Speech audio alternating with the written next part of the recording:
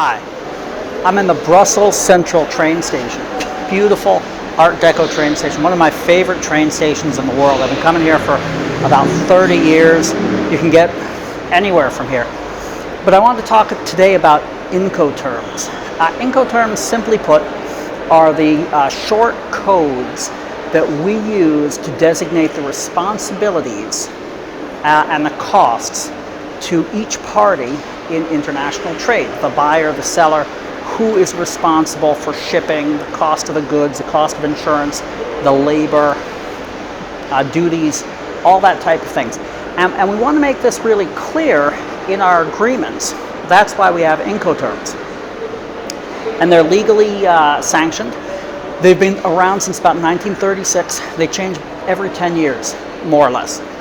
So the ones we're using today were written in 2010.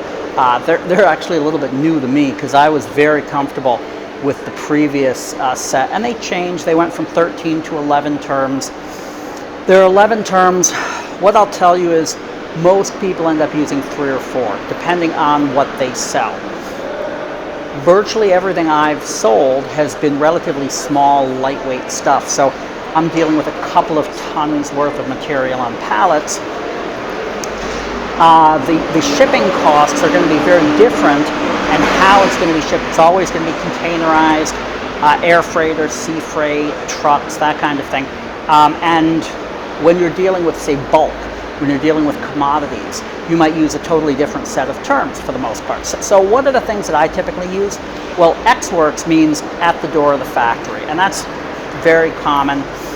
Free on board means I'm paying to put it on a vehicle someplace, okay?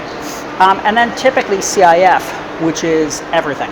That's the cost all the way there, shipping, freight, everything but duties. Now some people, they'll ask, actually there are 2 Incoterms that cover duties as well. And then there are a series of things that really go down to, well, who puts it on the truck? Do we leave it next to the truck? Do we put it on the truck?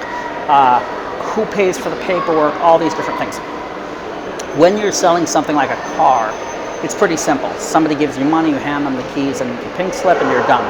In international trade, these paper issues, who owns it until a certain point, who insures it, who pays for the shipping, the duties, these things are really important, and they can make and break your business, they can make and break your deal. So you have to be really clear about this. There are some good books on the market. You don't necessarily need one of the $60 books. There's some good $5 books on the market, but get a new one. Make sure it's the latest Incoterms, because having one that's before 2010 doesn't help you at all.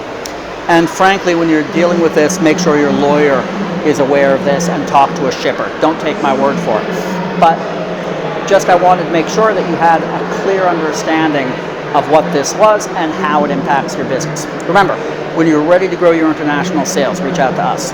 We can help. When you decide it's time to grow your international sales, call us.